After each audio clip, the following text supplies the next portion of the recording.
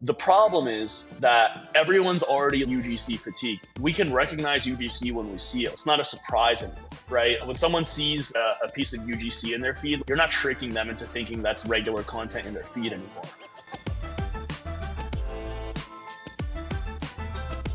Welcome to the catalog cult, where we unlock the secrets of dynamic ad strategies and the world of catalog advertising. I'm Dan Pantelo, your host and the founder of Marpipe.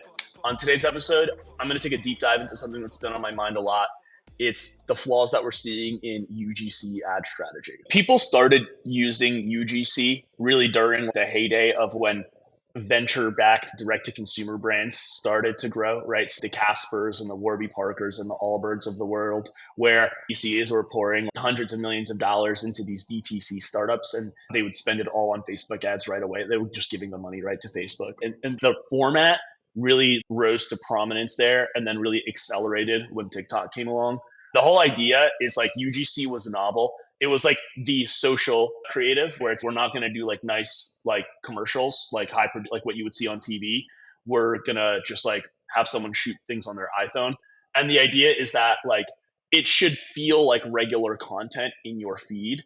The problem is that everyone's already UGC fatigued. We can recognize UGC when we see it. Like it's not a surprise anymore, right? When someone sees a piece of UGC in their feed, you're not tricking them into thinking that's regular content in their feed anymore.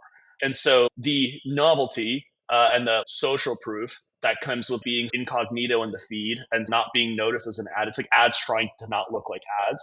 That has gone away. So we used to see it before, but now we have banner blindness to UGC when we see it. It's really easy to recognize. You should not stop doing UGC if it works for you. UGC has a place in your ad account, and you should continue to test and experiment with it over time. I'm just saying you shouldn't put all your eggs in that basket, right? You should have multiple different major formats that you run and lean on. And we see too many accounts that lean on this boom and bust cycle of UGC where like you find a winner, you scale the hell out of it, and then tomorrow it sucks and you're scrambling, right? And there's this volatility that's created in the ad account from that, right? And it's because you're relying on just one major ad format, you can expect that volatility to continue. But with ad accounts that rely on DPA mostly, right, they're much more consistent because DPA doesn't hit creative fatigue. DPA is not like an ad trying to not look like an ad. It's very obviously an ad, right? Like it's here's the product and the price, right? The reason it works really well is because the delivery is amazing, right? Facebook knows exactly what products everyone is searching for, and it's in a really good position to show you the thing you want at exactly the time that you need it.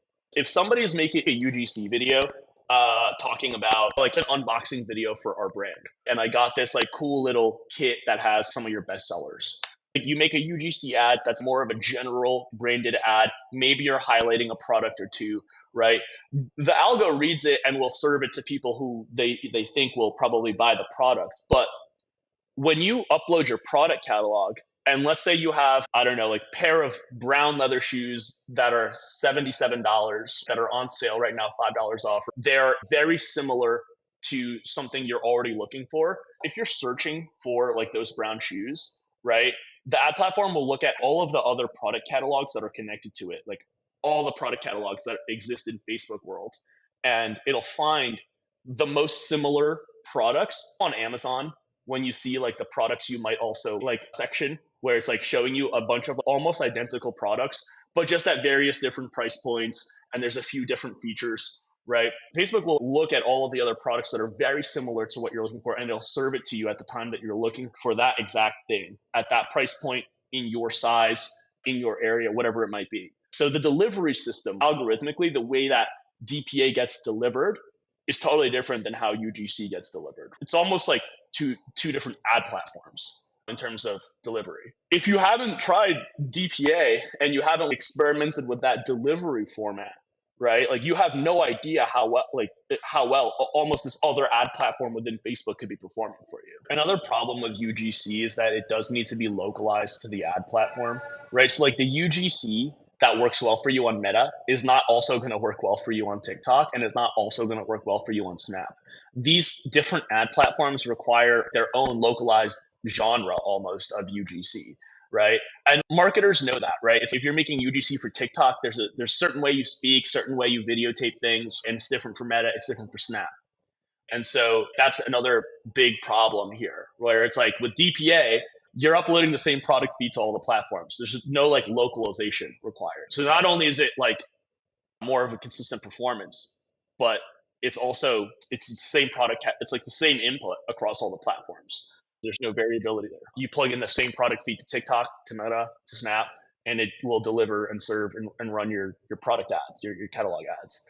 If you're nervous about moving away from UGC as a thing you lean on, you should not make the drastic step to offboard yourself completely off of UGC, right? You should continue to experiment with it. I'm just saying you shouldn't rely on it as the main thing. Like those different forms of storytelling about your brand and stuff, you should still have those. But if the question is about performance, catalog ads on average for brands that have like a decently sized catalog of like maybe a few hundred SKUs or more, regularly blow video and UGC ads out of the water in terms of performance. People who run catalog ads can attest to this, but we like in terms of data points, we have this on our site.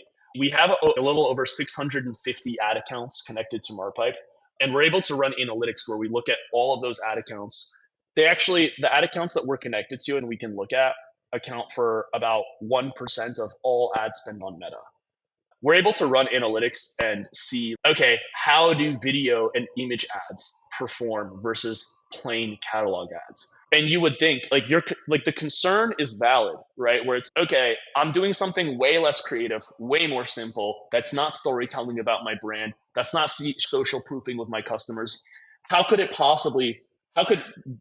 product pictures possibly perform better than all of this stuff, all this work I'm doing? But the fact is that when we look at 650 ad accounts, right, across all different types of brands, like you have like apparel, jewelry, furniture, right, like all these brands you can imagine, right? Image and video ads on average have a 2% click-through rate, right? This is across all of the ads, right? There's a 2% click-through rate on image and video ads and a 4 ROAS, whereas plain catalog ads have a 2.26 click-through rate and a 6.8 ROAS, right? And so in terms of click-through and in terms of return, catalog ads on average across 650 ad accounts are just like substantially better. So this fear that if I start doing less creative things, my performance will go down. With catalog ads, it's oftentimes the other way around, right? People are surprised to see, wow, I'm getting more clicks on just boring product images. But yeah, because the delivery system is so much better than what you're getting with UGC. The numbers that I just gave you for click-through rate and return are just for plain catalog ads. But when you look at enriched catalog ads, which is when you use Marpipe, make them look better and incorporate creative, so not raw catalog ads, but enriched catalog ads, the click-through rate on those across 650 ad accounts, click-through rate on average is 2.4 click-through rate, right? That's compared to just a 2 flat for image and video. And then in terms of ROAS, it's an 8.1 on average in enriched catalog ads. 8.1 ROAS, whereas for image and video ads, it's 4 flat on average. Now, again, we're looking at Meta ad accounts and we're looking at in-platform attribution, right? I know Meta can tend to over-report things, and some people look at different attribution platforms to get their performance data, but these directionally, like these are like large, we're looking at a lot of data. And so directionally, these trends and these numbers are more or less the type of difference most people can on average expect to see in performance there. Obviously, when you incorporate creative into catalog ads, it makes them perform better. And as a matter of fact, like our biggest source of new business, like the number one way that we get like most of our customers is oftentimes, it's so simple. We just show brands what their catalog ads look like. Like nothing makes a creative director or a CMO cringe more than seeing their catalog ads out in the wild in the public. Like they don't like to see it because it doesn't look good.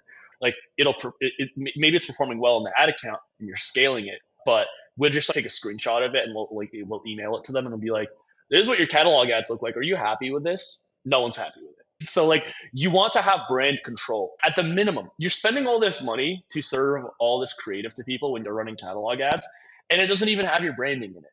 Like at a minimum, you're just like you could be getting some brand recognition and some brand lift out of that. right? Like at the very minimum, put your branding in there, put like a logo and some brand colors or something, right? That's the bare minimum, right? That's where that's table stakes. That's where we start. But then like beyond that, obviously you want to bring in things that are relevant to what the customer who's getting served this catalog ad wants to see. If you're running a sale, that should be like really clear in the creative itself, right? Not just a product image. It should be like, this is on sale, right? So then there's bringing testimonials, right? Bringing brand copy that you already know works well for you into your catalog ads. Obviously, that's going to lift performance than just not having it, right? And so with catalog ads, using a tool like Marpipe to put creative into your catalog ads and make them like look good, you're able to maintain this like level of brand control that's really precise, because the way that a tool like Marpipe works is you plug in your product catalog, you build templates. You don't have to use Gen AI.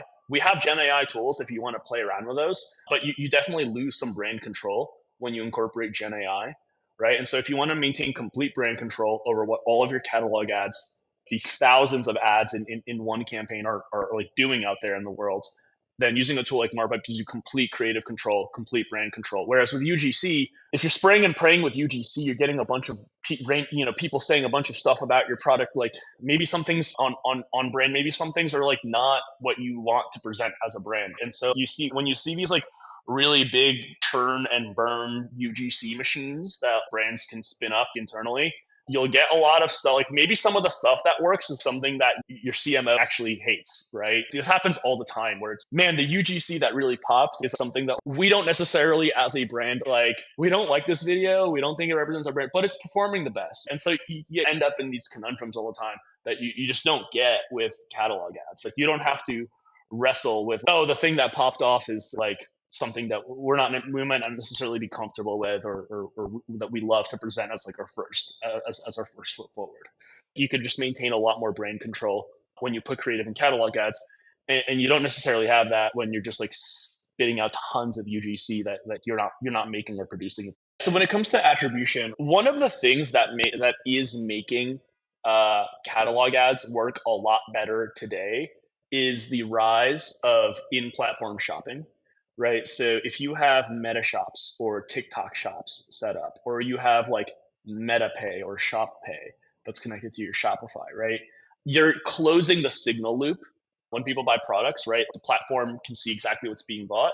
Whereas when people go off onto your website and post iOS and all of that, there's signal loss that happens. When you run UGC to send people to your website, there's this element of signal loss that occurs. When you're running catalog ads and you also have a very active Meta shop, then that actually reinforces the effectiveness of your catalog ads, because Meta shops is picking up all this signal about what people are shopping for on your Meta shop, and it's using that to inform how the catalog ads get delivered, right? So if you are leaning into Meta shops and TikTok shops, which you should be because they're pushing everyone there, it's just going to help your algo. If you have that set up and you're seeing conversions flow through there, that's just like wind at the sails of the effectiveness of your catalog ads. It closes the attribution loop, which increases signal, which increases performance. And so it's this self-reinforcing cycle. That's why Advantage Shopping Plus campaigns do so well today, especially when they're driving to TikTok or Meta shops. So because you have this more closed loop ecosystem that like is all powered by your catalog, the catalog powers your catalog ads and your Meta shop and your TikTok shop, powered by the same thing, closed loop, better signal, better performance. The real unlock is like prospecting with catalog ads. Like how do you can you introduce someone to your brand and have them buy something from you, and use catalog ads as a method of discovery, new customers who have never bought anything from you versus UGC. And this is like a common misconception where most people think, I can't possibly run effective prospecting campaign with just pictures of the product, right? That's no way to introduce a brand to somebody. But actually, this is very wrong, because so many effective prospecting campaigns are actually just DPA. You're at that moment of intent, you're about to buy, you're clearly shopping for something, you're clicking around product pages, Meta knows that. It's the perfect opportunity to introduce you to very similar things that you might veer off course, and oftentimes people do, and try something else. And so when the delivery is correct, you don't need to rely on this sort of brand storytelling to introduce people to your brand. You really lean on the power of the product itself. It's really similar to that Amazon page, right? The most A/B tested page on the internet is the Amazon product page. Okay. That is A/B tested through hell and back. There's a reason why on that product page, so much real estate is dedicated to showing you other similar products. Amazon doesn't need to tell you the brand story of the other products that are very similar to one you're already looking at. The product does the work and carries that. And actually that section is a massive vector for introducing people, like, and for essentially for prospecting for these other brands. Right. So yeah, I would just dispel this notion that you can't do effective prospect. Like UGC is needed for prospecting and you can't do it with DPA. No, matter of fact, DPA can be a lot better at prospecting, actually. That's it for today for our episode of Catalog Cult. Catalog ads are hard. A lot of people have a lot of questions about it. It's not as simple as we might make it seem when we break it down here. So if you ever have any questions, need any help, you don't need to be a Marpipe customer to go to marpipe.com and hit us up for any help, or just message me on LinkedIn or Twitter. You can also keep up with us on our newsletter, The Catalog Cult. You can find a link to that in the show notes. Thank you guys for listening.